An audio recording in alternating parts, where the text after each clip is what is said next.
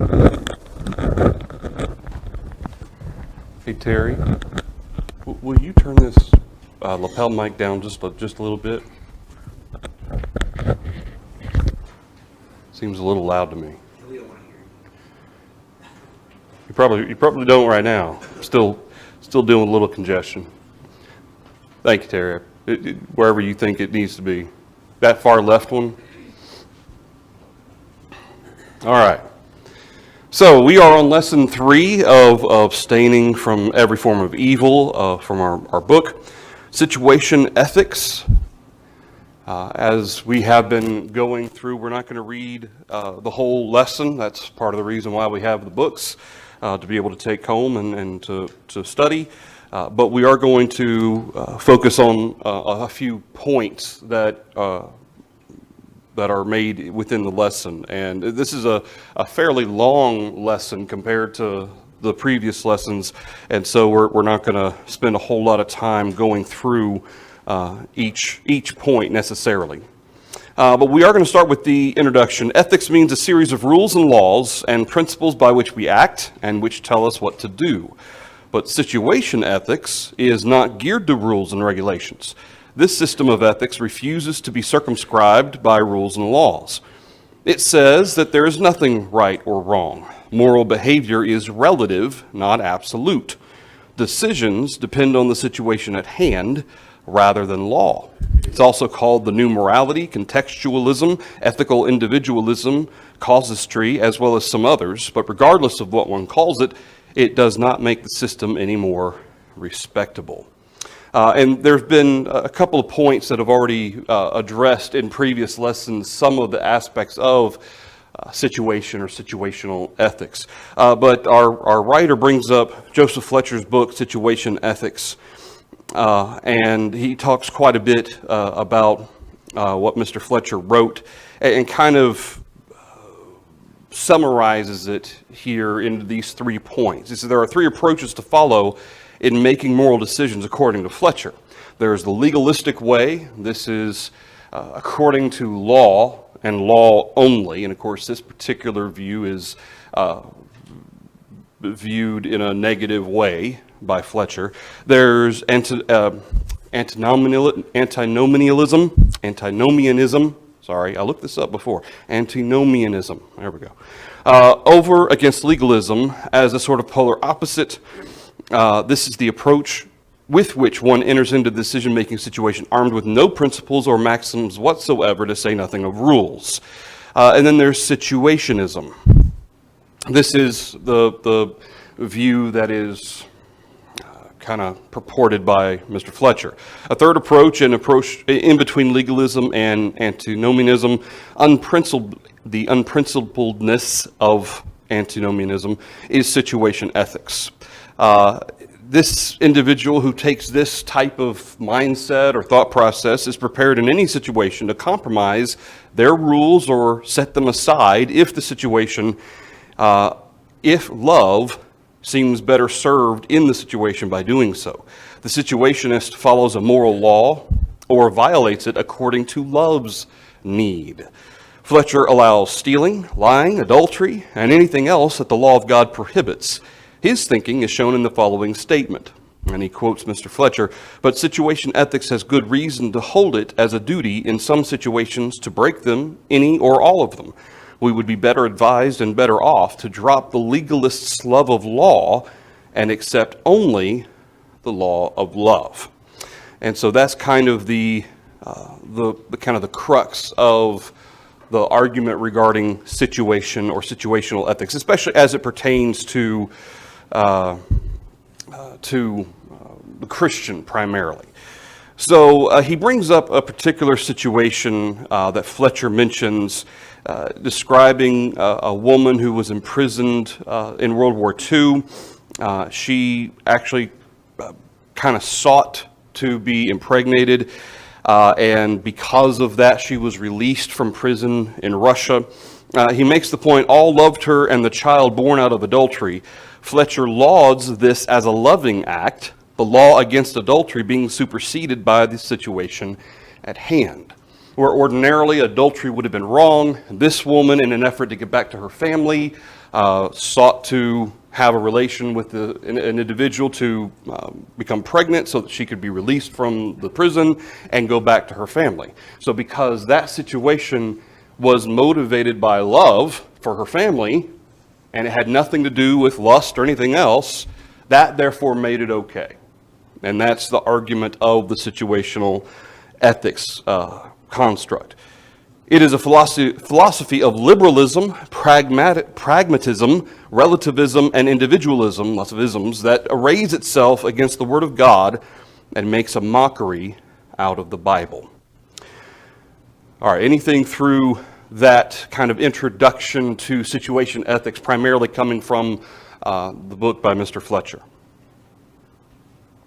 And obviously he's going to address the issues with this particular viewpoint here in just a minute. I thought it was interesting that he used in the legalistic view, he says we're encumbered. Yeah. It goes against the freedom that, from sin and slavery that it's talked about in the Bible, that we're free from that because we follow the law. Right.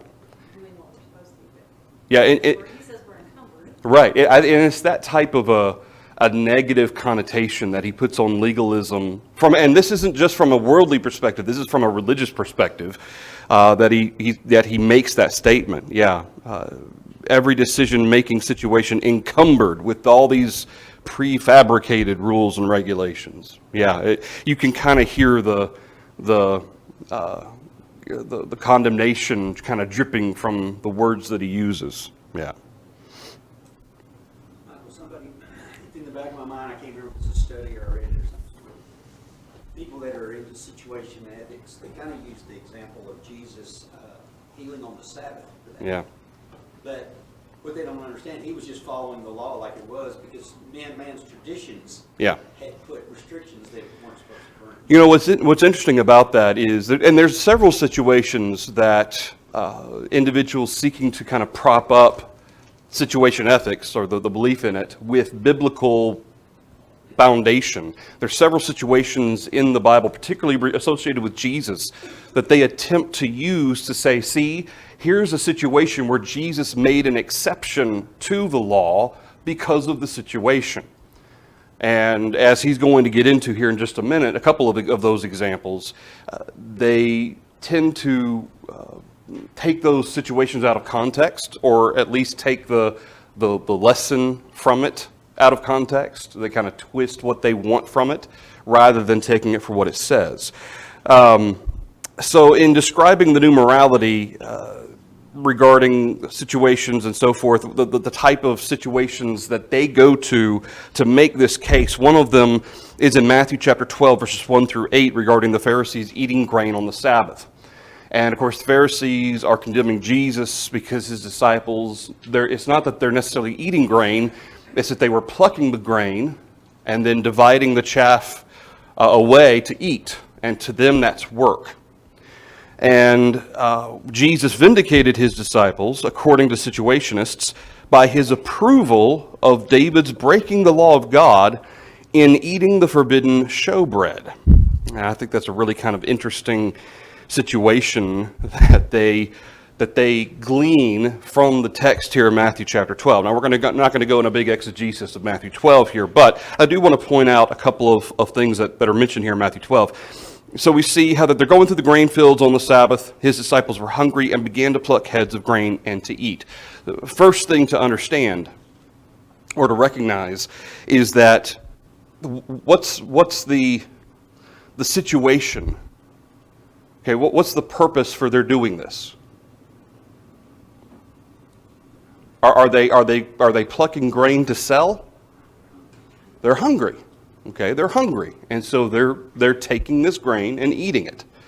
All right. So first of all, it's hard to cram that into the example of working on the Sabbath when in fact you're simply seeking to eat on the Sabbath. You're not working, you're taking something to eat. It's like taking an apple off a tree.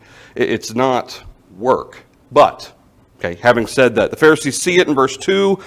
your disciples are doing something unlawful. Verse 3, Jesus says, have you not read what David did when he was hungry, he and those who were with him, how he entered the house of God and ate the showbread? What does verse 4 say? Which was what? Not lawful for him to eat, nor for those who were with him, but only for the priests. Jesus literally says it was not lawful. Does Jesus say, but you know what? Since it was David, the man after God's own heart, and they needed something to eat, in that situation, God made an exception? Does Jesus explain that? Does he say that? No. Jesus explicitly says it was not lawful for David to do this. Okay, he's not, granted, in the text itself, we're never told of God's disapproval in the text. We're just told what happened. Okay, the actual account. Jesus tells us it was not lawful for David to do that. The law itself tells us that it was not lawful for David to do that. But the fact that Jesus references the fact that it was not lawful, well, what happens when I do something that is not lawful? What is that called? Sin. Yeah, sin is the transgression of the law. 1 John chapter 3. And so what David did wasn't made right simply because the situation dictated and therefore made it okay. Rather, Jesus is simply bringing up this example. Why? Why do you think he's bringing this up? Because he doesn't go on to describe anything else. Verse 5, he moves on to a different example. They didn't condemn David. So wait a minute. You're condemning my disciples for something that they're doing that is perfectly lawful on the Sabbath. Are you willing to condemn David for doing something that was not lawful for him to do? Well, no, they weren't going to condemn David for something. Then in verse 5, he brings up the Sabbath. Have you not read in the law that on the Sabbath the priests in the temple profane the Sabbath and are blameless? Does Jesus say, or is he suggesting that what the priests are doing, they have to make a choice between keeping the Sabbath holy versus doing the things they're commanded to do, like offering sacrifices and the things in the temple? We got to choose one to break. Is that what Jesus is suggesting?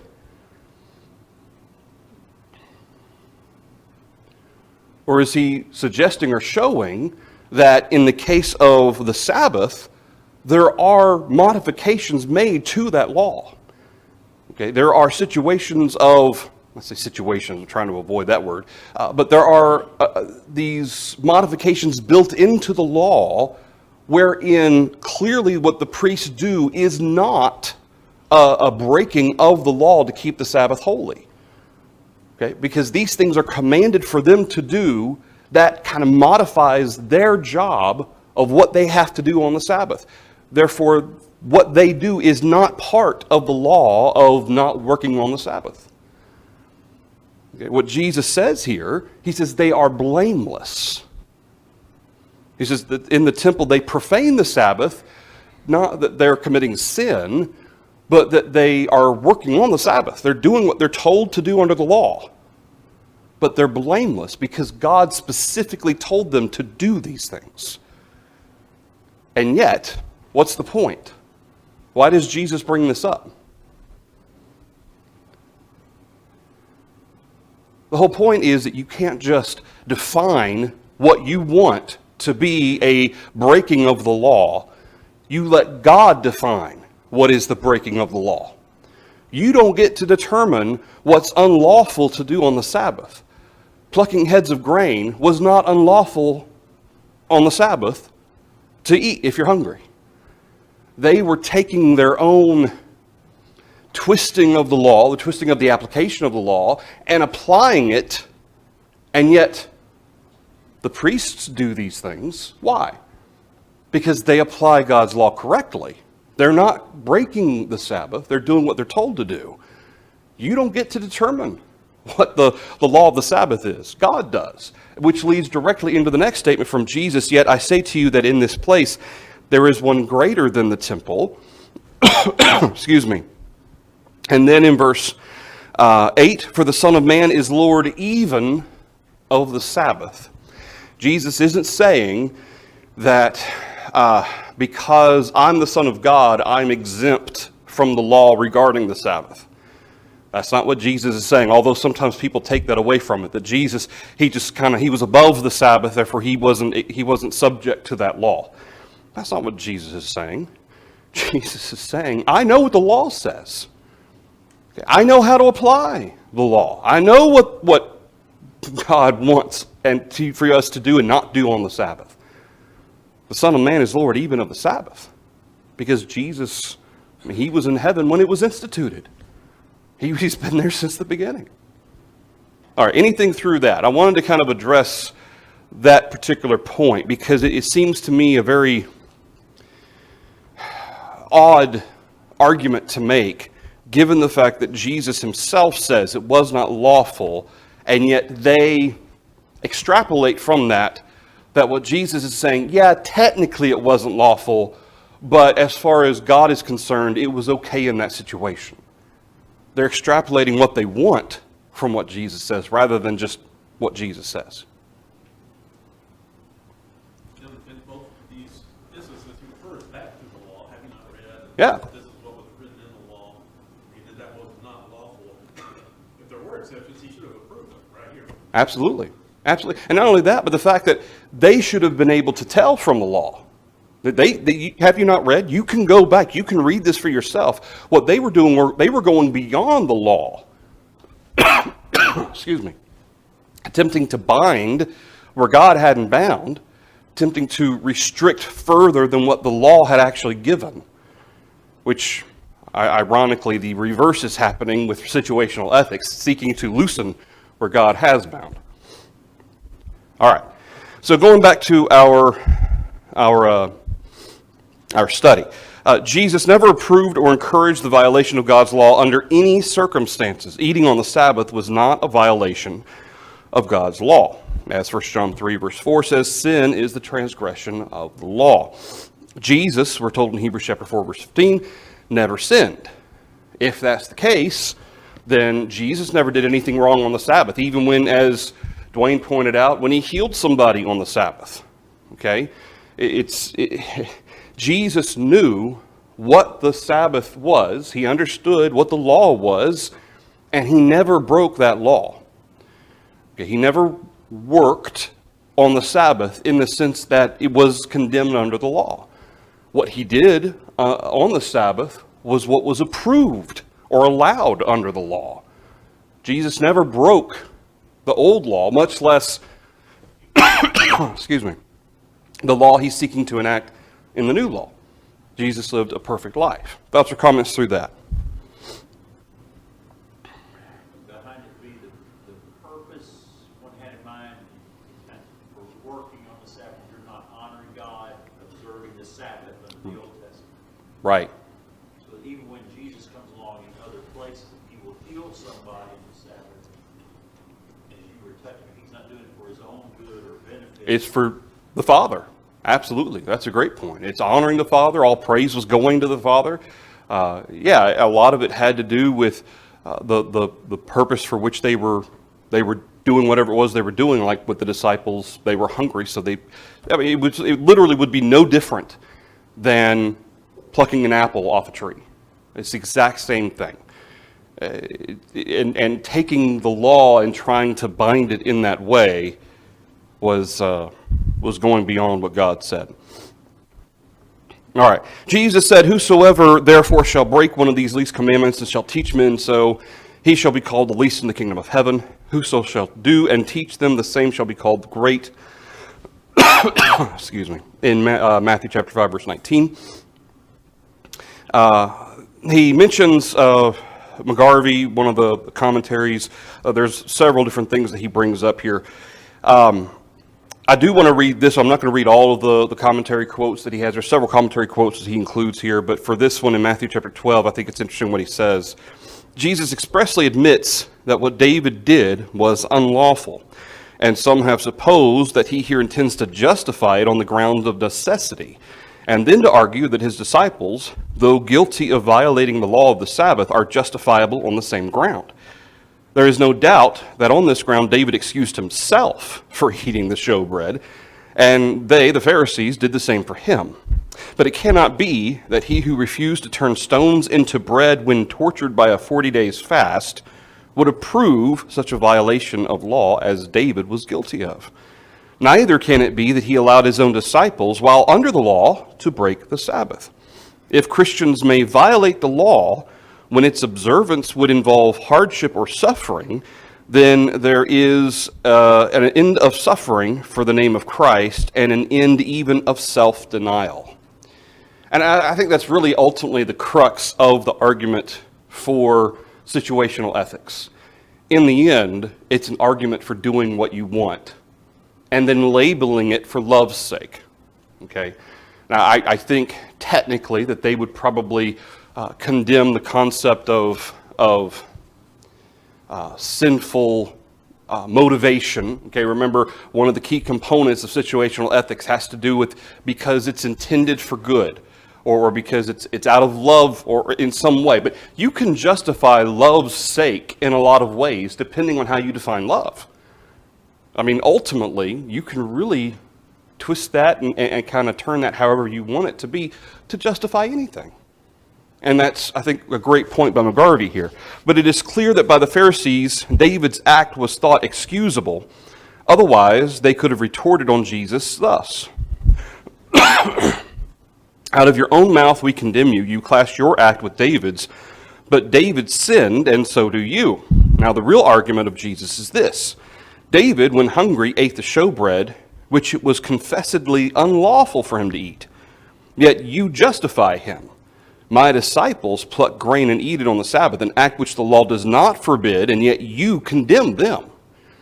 He's really showing the hypocrisy, Jesus is, of what the Pharisees was doing.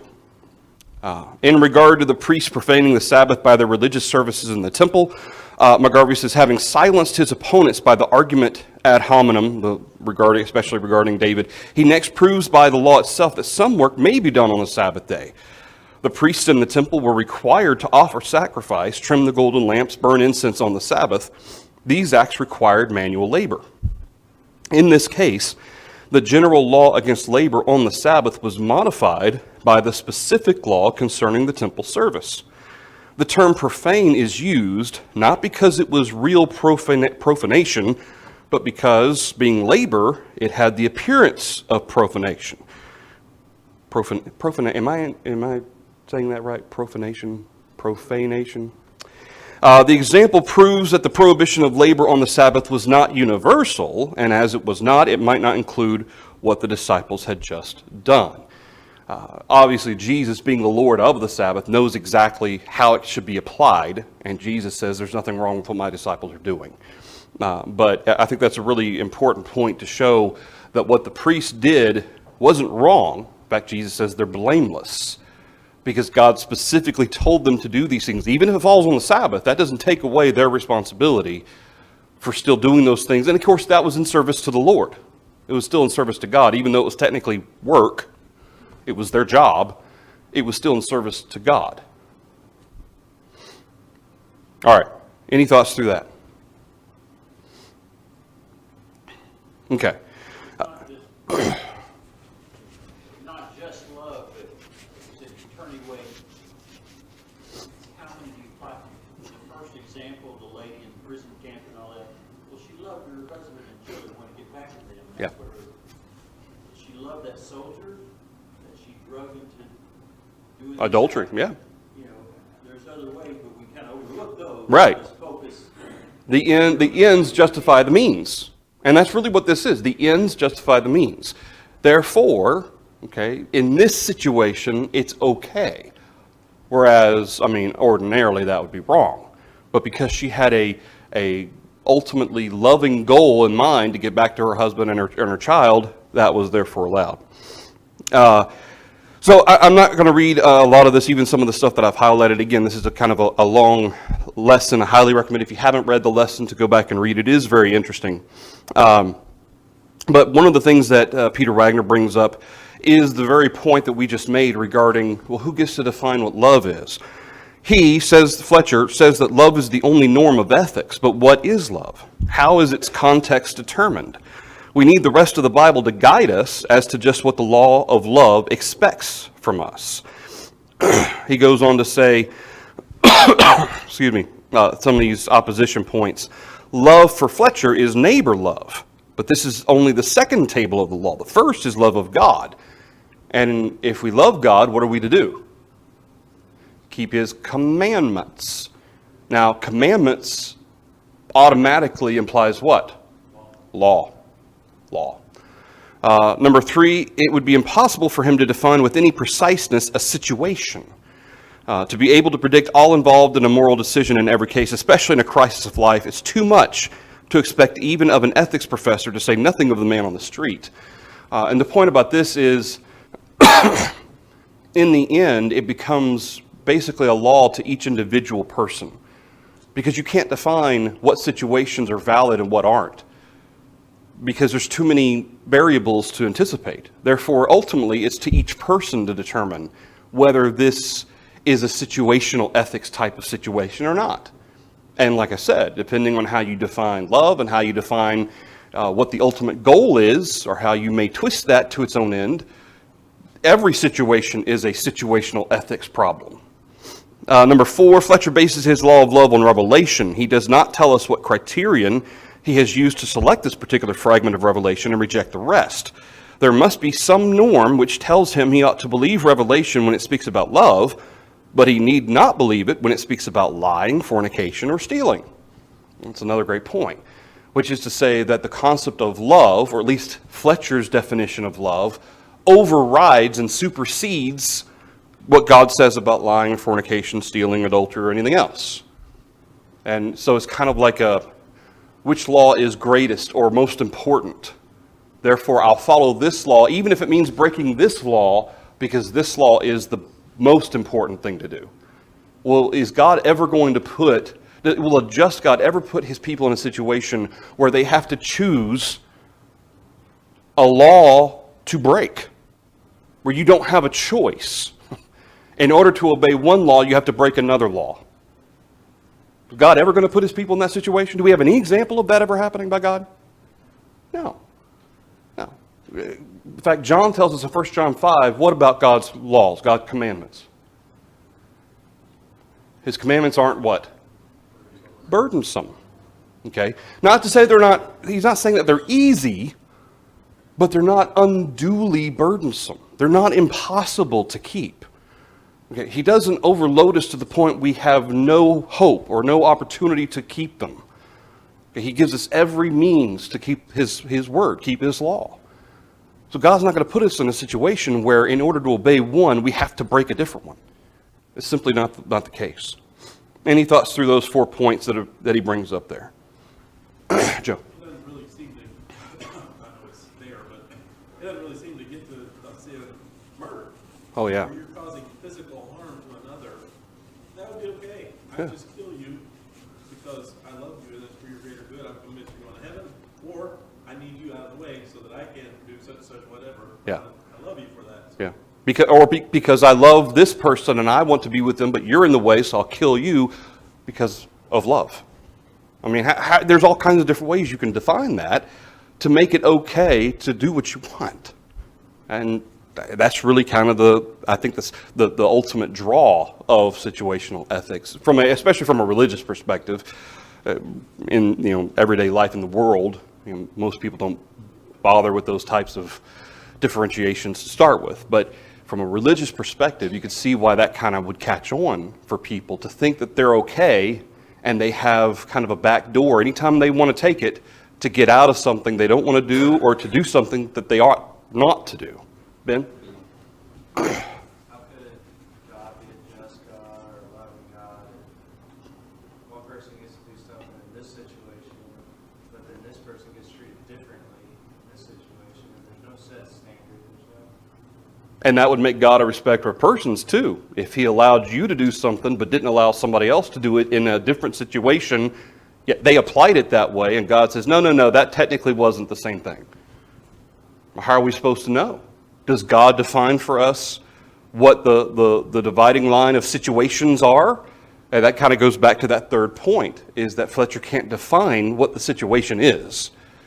Because every situation is going to be different. And yet, he kind of treats them all the same.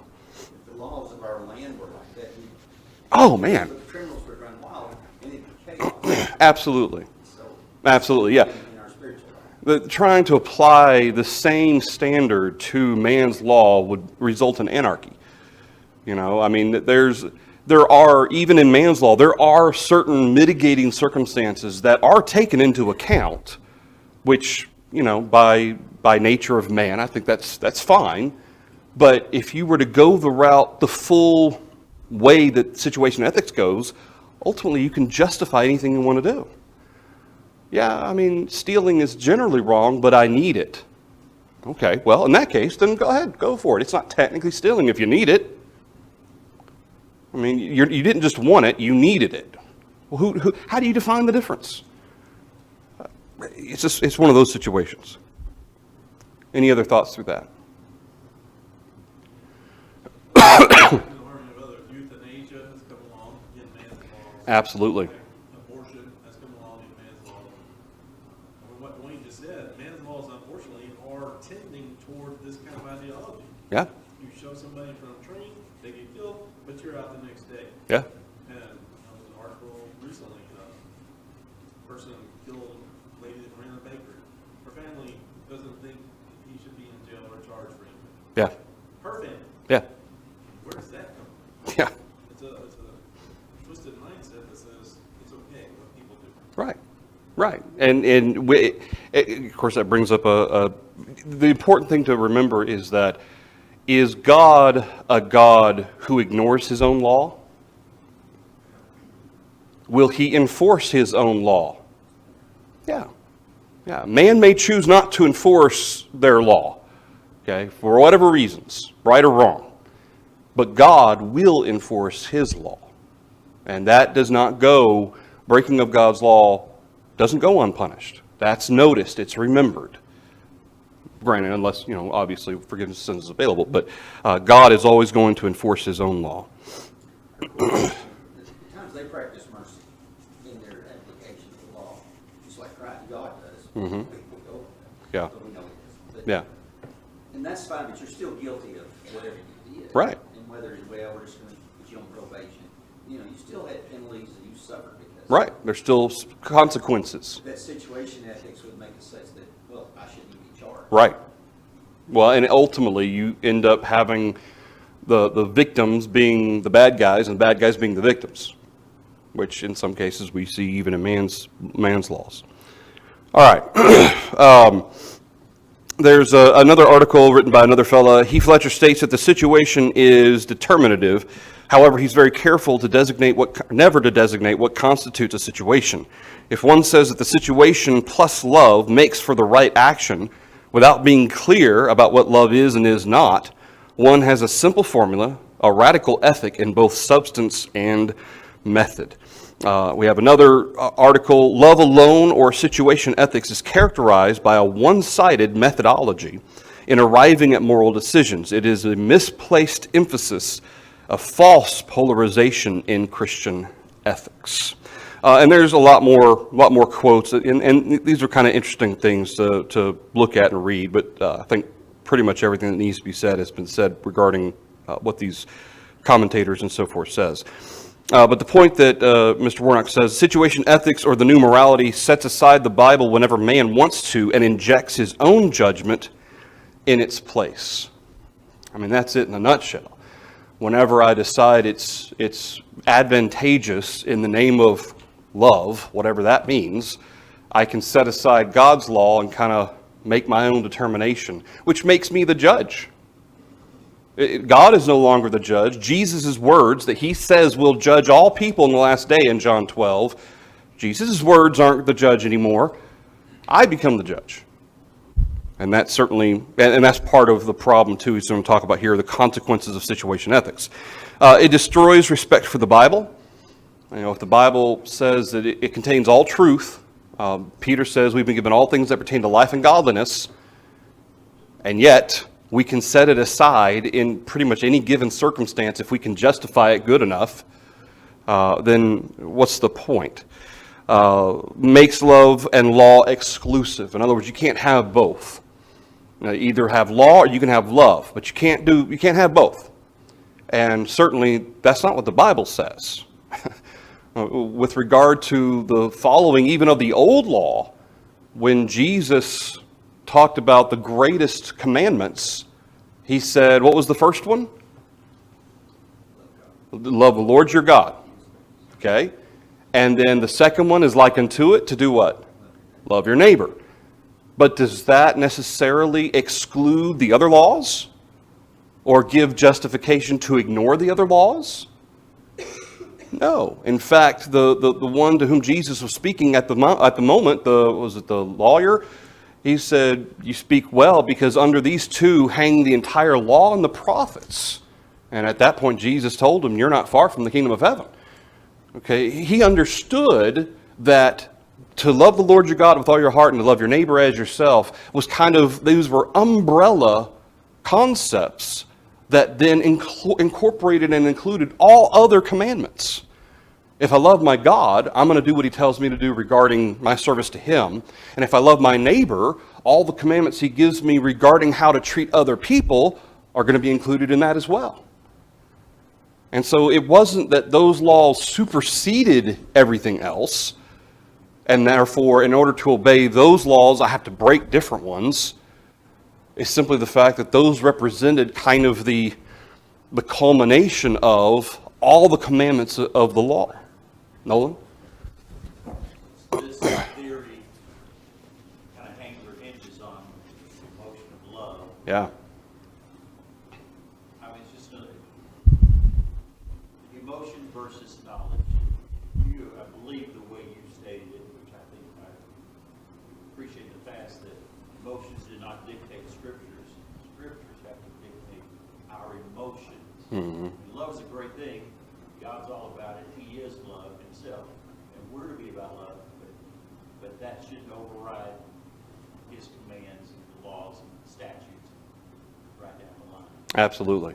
Absolutely. And one of I would say that probably the number one reason, at least in my experience, why we have sometimes brethren who fall away from the truth, or why some people choose to no longer continue to study to become a Christian one day, goes back to some emotional element.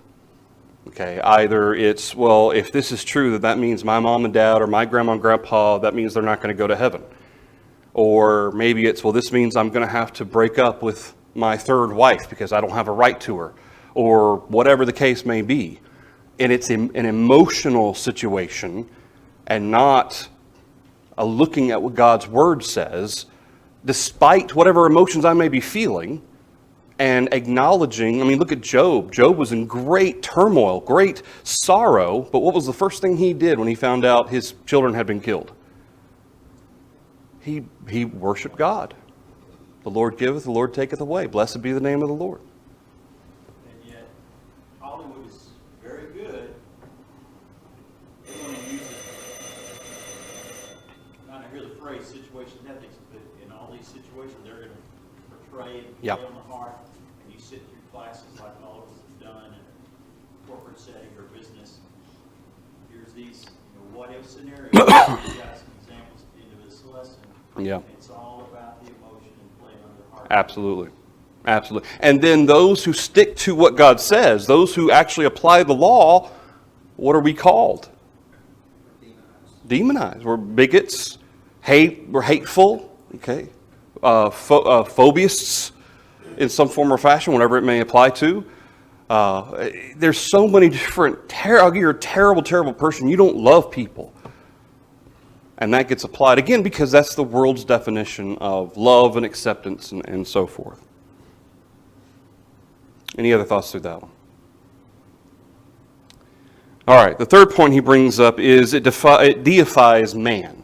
And this is part of that point, that ultimately it means I become the judge. It makes man his own God. Man decides what to do and when to do it. Number 4, it obscures right and wrong. In the end, it simply makes a mess of what God's standard of righteousness is. I mean, if we talk about God's standard of righteousness being right and wrong, and that Jesus, Romans 10, is the end of the law for righteousness to everyone who believes, then there is no more standard when you do this. You become the one who gets to determine that. Not Jesus, not God, you. Back in Genesis, when Yeah, destroy the world. absolutely. So this leads to the same kind of judgment eventually. Absolutely. And how many times we looked at a couple of weeks ago, the fool in his mind thinks his way is right, and then we noticed how a couple of chapters later, Solomon says, every man thinks his way is right in his own eyes. Well, yeah, duh. I mean, man tries to justify himself, and yet we know that that doesn't lead to salvation. Number 5, presumes each act will turn out well. What if the woman in the concentration camp who got herself impregnated in order to be released had been resented by her husband and children? Things like this are always the possible consequences of the arbitrary and subjective acts in situation ethics. It brings up a such interesting situation. So would she have been condemned then for what she did if the end actually didn't end up in a good way? Or was it simply because her motivation was good, even though it may not have ended up good, it was okay? And I think that's an interesting question to ask is, okay, yeah, her husband and her child welcomed her home and they were happy and all's well that ends well, but what if it didn't end well? What if that's not how it ended? Would it still make it okay? And what if he didn't know the details of what happened? What if she never said anything? Painted a whole different Yeah, absolutely. They're just silly discussions. Well, and they're hypotheticals, and this is one of the problems that you run into as well, especially when you're studying with somebody, is you run into emotional hypotheticals. And if we start down that path of making exceptions to what God's law clearly says, where does it end? Once you make a single exception, well, then there's no justification to stop. You just keep going after that. And these hypotheticals, some of which may could possibly never happen, and some may, in the end. I mean, are there some situations where we have to simply say, you know what, I'm glad I'm not the judge? There are going to be some situations that you come across in life where, and I know of several, where I'm glad I'm not going to be the judge. I know Jesus will take care of it. I know what God's law says, but in the end, for this particular situation in that scenario, I don't know. But I do know that Jesus does. He will work it out because he's the judge. And so those types of situations that come up that people want to justify something and say, well, God never said not to, or, well, the Bible's not very clear on this. What do we go back to? Well, here's what God's law says. Here's what it says. And that's where we have to stay. We speak where the Bible speaks. We're silent where the Bible's silent. All right, any thoughts through number 5? I mean, I could just see a twisted mindset who's arguing this, saying he could then divorce her for fornication, and it's all good because she did it out of love. Absolutely. And to extend that even further, then she can remarry because she did it out of love. Yeah. Okay, we'll stop there. We'll finish up with number 6 and the conclusion, and then we'll get to our questions next Sunday. And hopefully, Lord willing, we'll get to at least start lesson 4 as well after that. Thank you, everybody.